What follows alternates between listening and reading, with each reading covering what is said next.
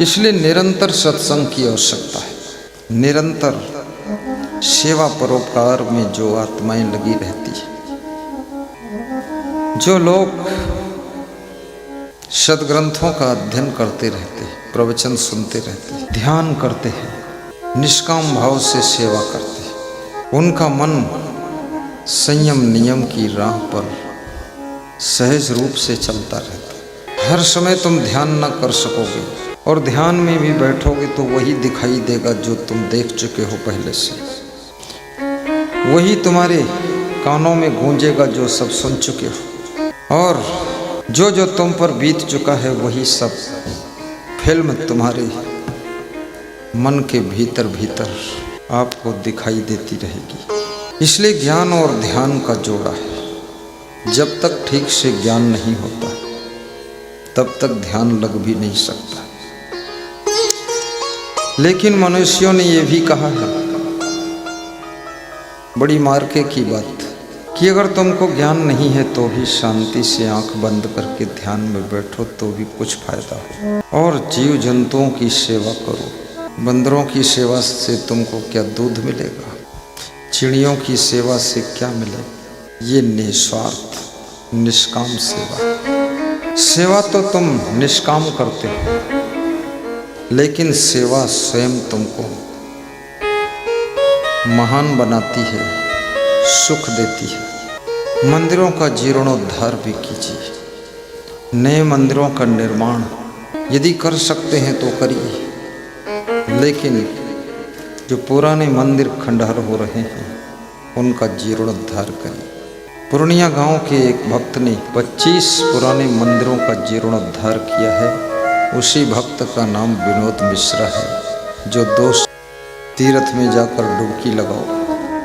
रामायण में तुलसीदास लिखते हैं, सब तीर्थों का राजा तो सत्संग है। एक प्रयागराज है जो कि स्थिर अस्थावर तीर्थ है, वहाँ से उठ करके बाराबंकी नहीं आएगा। लेकिन दूसरा सत्संग तीर्थ जो उन्नाव से उठ करके बाराबंकी आया है, बाराबंकी से प्रवाहित होते होते शाहजहानपुर पहुँचेगा। तो पूरे भारत देश में, ये हिंदुस्तान में नहीं विदेशों में भी जा जा करके सत्संग का तीर्थ सबको पवित्र करने का काम करेगा। मुद मंगल में संत समाजो, जो जग जंगम तीर्थ राजो। जब मनुष्य धनवान बन जाता है तो धीरे धीरे सत्संग और भक्ति से दूर हो जाता है। बड़े पद पर पहुंचने के बाद कितने लोग तो साधु संत को मूर्ख समझते हैं। ये मूर्ख है, फालतू लंगोटा बांधे घूम रहा है। अपने को होशियार समझते कि हमने पैंट पहना है, हम बहुत होशियार हैं। याद रखना, महात्मा बुद्ध भी संत थे, वाल्मीकि ऋषि संत हुए थे, राजा भरथरी संत बने थे। दुनिया के तप्त अंगारों जैसे दुखों की ज्वाला में जलने के पश्चात इस जीव को यदि कहीं शांति मिलती है तो भक्ति की छाया में और सत्संग की सरिता में डुबकी लगाने पर ही ये जीव शांत होता है, अन्यथा जल भुनकर राख हो जाता है। जय जय जय जय जय।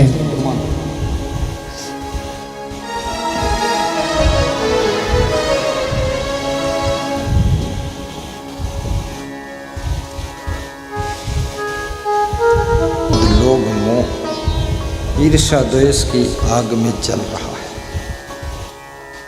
एक तो बाहर की आग है जिसको बुझाने के लिए आपके पास में बहुत बड़ी व्यवस्था है। बैठे और खाता भी था, वो इसका वजन 1.5 कुंटल हो गया। वो हलवाई का बेटा कहता था, मेरे पिता को समझाओ, मीठा बनाएं वो तो ठीक है लेकिन खाएं ना, क्योंकि मोटे होते ही जा रहे हैं। 1.5 कुंटल के हो गए।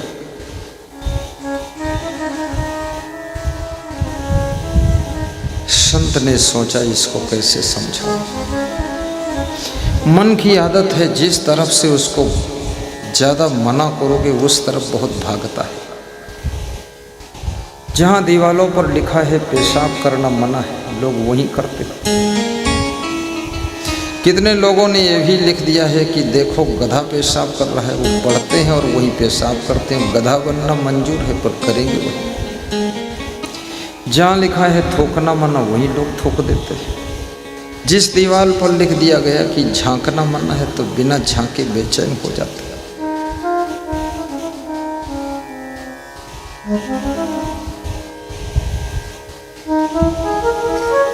महाराष्ट्र के ज्ञानी जी गुरुद्वारा के कह रहे थे कि मैंने उनसे पूछा आपकी उम्र क्या है? बोले 46 साल। तो उन्होंने कहा आपकी उम्र? हमने कहा मेरी भी 46 साल। तो उन्होंने कहा मैं तो आपको मिलने के लिए लखीमपुर धाम में आने वाला था, क्योंकि आप सत्संग सुनाते हैं और बीच बीच जोर से हंसते हैं, वो मुझे बहुत अच्छा लगा, तो वहाँ मिलने वाला था। लेकिन आप मेरे ही गुरुद्वारा में आकर ठहर गए, धुलिया में प्रवचन है। तुमने कहा आप बूढ़े जैसे लग रहे हैं। बोले बूढ़े जैसे लग नहीं रहे, पूरा बूढ़े हो ही गए। तो हमने कहा क्या कारण हुआ? बोले ये गुरुद्वारा में जगह जगह बोर्ड लगा दिया कि यहाँ बीड़ी पीना मना है, शराब पीना मना है, और यहाँ थूकना मना है, ये करना मना है। कोई बोर्ड बार्ड पढ़ता ही नहीं। और शौचालय के अंदर बैठकर लोग बीड़ी पीते, सिगरेट पीते। जब धुआं दरवाजा की दराजों से बाहर निकलता है तो फिर मेरा गार्ड डंडा लेकर खड़ा होता, जब निकलेगा बाहर तो इसको मारूंगा, यहाँ क्यों पिए? बोले सबको डांटते डांटते इसी टेंशन में मैं बूढ़ा हो गया। तो उन्होंने कहा आपकी 46 साल उम्र, आप बूढ़े नहीं हुए। हमने कहा हम बोर्ड वोर्ड ज़्यादा लगाते ही नहीं हैं और अपने आप लोग सब ठीक रहते हैं, हम सत्संग सुनाते हैं। उन्होंने कहा हम सत्संग बिल्कुल सुनाते ही नहीं, सुना पाते भी नहीं और सुना सकते भी नहीं, हम तो गुरु ग्रंथ पढ़ देते हैं। तो हमने कहा गुरु ग्रंथ में जो ज्ञान है वो लिमिटेड ज्ञान है, और मैं खुल्लम खुल्ला सुना देता हूँ, ये मत करना ऐसा वैसा सब।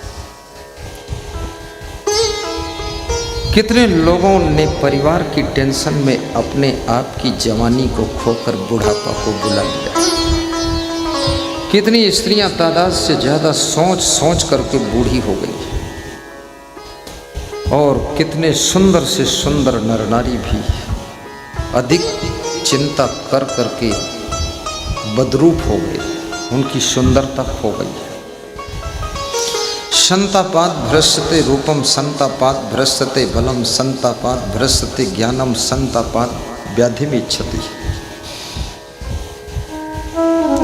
जिस समय महाराजा धीराज धृतराष्ट्र चिंता की चिता में जल रहे थे, चिंता भी एक चिता है। जिसको तुम चिता कहते हो तो मुर्दा को जलाती है, लेकिन जो चिंता रूपी चिता है ये जिंदा को ही जला देती है। और मनुष्य कितनी ही चिंता करे, परंतु याद रखना नुकसान भी होगा। कितना ही संभालो हार भी होगी, और कितना ढीले रहो कभी जीत भी होगी, और कितना तुम चिंता फिक्र करो लेकिन कभी न कभी नुकसान भी हो जाता है।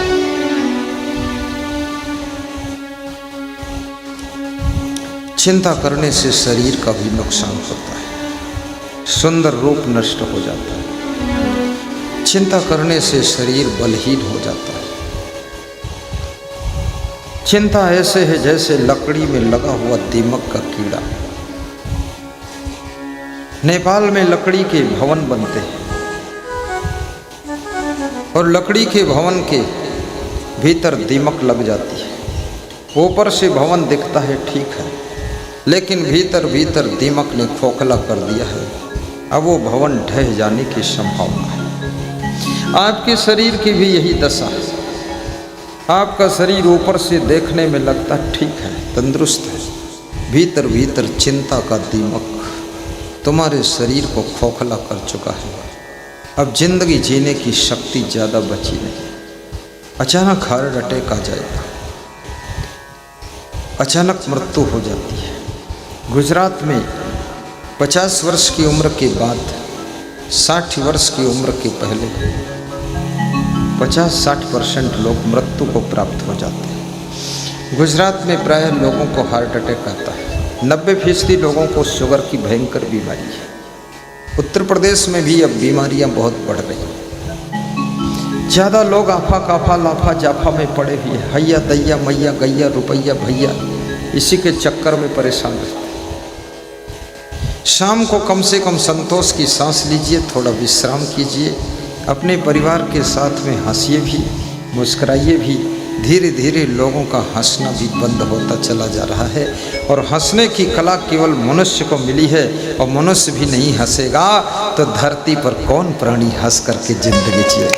बोलिए सद्गुरु भगवान की जय। कुछ लोग कहते हैं हंसी आती ही नहीं तो हंसे कैसे। जिसका मन कहीं फंसा है कैसे हंसेगा, जो फंसेगा वो हंसेगा नहीं। काम क्रोध लोभ मोह अभिमान ईर्ष्या द्वेष, इनमें अगर आप फंस गए आप हंस न पाओगे। और कितनी उन्नति कर लो किसी से तुम छोटे भी रहो,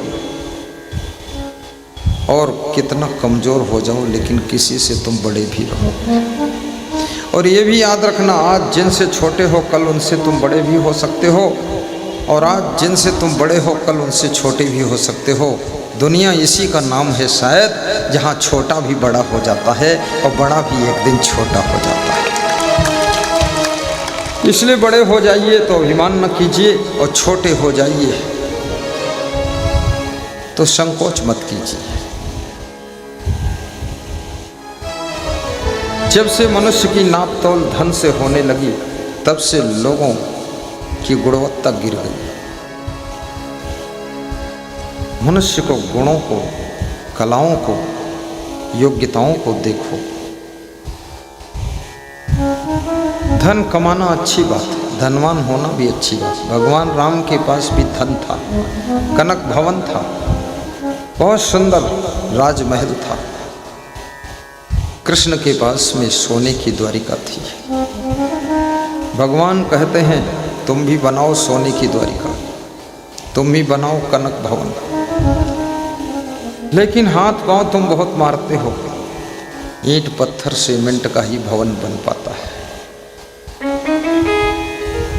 थोड़ा सा सोना इकट्ठा कर पाते हो, केवल अपनी पत्नी के पहनने भर का। उसके कान में कुंडल, नाक में नथुनी। अब नथुनी कोई स्त्रियां पहनना भी नहीं चाहती, झंझट उनको बहुत दिखाई देता है। और पायल भी बहुत कम स्त्रियां पहन रही हैं, क्योंकि पायल से भी बहुत डिस्टर्ब होता है, बार बार छुम छुम बोलती है। तो सब स्त्रियों ने भी गहने कम कर दिए। स्त्री का आभूषण पतिव्रता धर्म है। साधु का आभूषण क्षमा गुण है। कुरूप व्यक्ति का आभूषण विद्या और कला है। कोयल का आभूषण मीठी बोली है। कोयल और कौवा एक कलर के होते हैं। कौवे का साइज कोयल से बड़ा होता है, लेकिन कौवा तुम्हारे पेड़ की डाल पर बैठ जाए तुम पत्थर मारकर भगाते हो, पर कोयल आ जाए तो एक बार बोल दे तो मन होता है कि एक बार और बोले, 2 बार बोले, 3 बार बोले। और कोयल को प्रेरित करने के लिए तुम कोयल के पीछे बोलते भी हो, दोहराते भी हो। कोयल का नाम लेते ही देखो कोयल बोल रही है। ये बहुत अच्छा योग संयोग। कोयल को क्यों लोग पसंद करते हैं? क्योंकि इसकी बोली मीठी है। और ये बोली ऐसी चीज है समय समय पर बदलती रहती है। जिस समय शादी होती बहू आती है उस समय ऐसे बोलती है कि कोयल भी फेल है। बिल्कुल छोटी बिल्ली के बच्चे जैसे बोलती है म्याऊं, फिर बोलती है आऊं। कुछ दिन बीत जाते हैं तो कहती क्या खाऊं। बोली और भावना बदल गई। पहले आई थी तो झुके झुके आई थी, अब पूरे घर को झुका दिया। सबसे पहले ससुर को झुकाया, उसकी लंबाई बहुत थी, झुका दिया। सासू को एकदम रगड़ कर चटनी बना दिया और अपने पति को भी ऐसी सर्विसिंग किया है, पति देव पूरे देवता ही हो गए और स्वयं सुपर्णखा बनकर घूम रही है। खतरनाक। ये क्या जिंदगी है। बहू का अर्थ होता है जिसमें बहुत से गुण हैं, वही तो बहू है, जो सबसे अधिक सह लेती है। स्त्री को माता बनने का सौभाग्य प्राप्त होता है। गाय को माता कहते हैं और विश्व के अंदर जितने देश हैं उनमें केवल भारत देश को भारत माता कहते हैं। भारतवासी कितने उदार आत्मा हैं जिन्होंने अपने देश को माता कह करके पुकारा है और भारत माता की तस्वीर बनाकर उसकी पूजा करते हैं। ये भारत माता की बहुत बड़ी हम लोगों के ऊपर कृपा है। ये भारत माता, ये हिंदुस्तान, ये हिंदू धर्म, ये साधारण धर्म है जिसमें संत बनने की भी स्वतंत्रता है, संयम नियम बहुत है, सफाई शुद्धता बहुत है। कोई पर्सनल रूप से गंदगी रखे वो बात अलग है, लेकिन आप शाकाहारी रहना चाहो रह सकते हो, हिंदू हो। कुछ हिंदू मांसाहारी भी रहते हैं, कुछ हिंदू शराब पीते हैं, कुछ हिंदू दूध पीते हैं, कुछ हिंदू सत्संगी बनते हैं, कुछ हिंदू कुसंगी बनते हैं, लेकिन हिंदू सब। कुछ हिंदू पूजा पाठ खूब करते हैं और कुछ हिंदू पूजा पाठ नहीं करते, वे कहते हैं कर्म ही पूजा है। और कुछ हिंदू ऐसे भी हैं जो गुरु से मंत्र लेकर गुरुमुखी बनते हैं और कुछ ऐसे भी हैं जो मनमुखी रहते हैं, कहते जो मन कहेगा वही करूँगा, न गुरु की मानूंगा न भगवान की मानूंगा, मेरा मन ही मेरा गुरु है। मेरा मन डोले मेरा तन डोले, मेरे दिल का गया करार दे। कौन बजावे बांसुरिया और कौन चलावे साइकिलिया, मैं मन के अनुसार चलूंगा। हिंदू धर्म स्वतंत्र धर्म है और हिंदू धर्म में संन्यास लेने की भी आजादी है, आप संन्यास भी ले सकते हैं। ऐसे हमारे पूर्वजों ने 4 आश्रम बनाए। बचपन से लेकर 25 वर्ष तक ब्रह्मचर्य आश्रम का पालन कीजिए। 25 से 50 तक गृहस्थ आश्रम, 50 से 75 तक वानप्रस्थ आश्रम, 75 से 100 तक संन्यास आश्रम। लेकिन 75 तक तो 75% मर ही जाते हैं, तो संन्यास कौन ले? उनका तो पहले ही सत्यानाश हो गया, अब संन्यास कौन लेगा? जिससे बात करो ये कहानी सुना देता है और 75 के बाद वो मर गए। और मरना तो किसी भी उम्र में हो सकता है, लेकिन हिंदू धर्म में एक छूट मिली, यदि आपकी इच्छा है तो आप बचपन में भी संन्यास ले सकते हैं। ऐसे जैसे जगत गुरु शंकराचार्य ने 9 वर्ष की उम्र में संन्यास लिया था, विवेकानंद ने भी बचपन में संन्यास लिया था और जवानी में भी संन्यास ले सकते हैं। लेकिन संन्यास का अर्थ होता है कि अब पूरी दुनिया ही हमारा परिवार हो चुकी है। एक छोटे से परिवार में मेरा मोह बंधा नहीं है। अभी तक एक छोटी सी फैमिली के लिए जी रहे थे, अब बड़ी सी दुनिया के लिए हम जिएंगे। ज्ञान के मार्ग पर चलेंगे, ब्रह्मचर्य का पालन करेंगे। साधना कोई भी हो, कुसंगत में पढ़ करके हर साधक फिसल सकता है, इसलिए साधक को कुसंगत से दूर रहना चाहिए। रपटीली जगह में कितना सावधान व्यक्ति हो रपट कर गिर सकता है, लेकिन अच्छे रास्ते में कमजोर व्यक्ति भी आसानी से मंजिल पर जा सकता है। इसलिए साधक को कुसंग से दूर रहना चाहिए।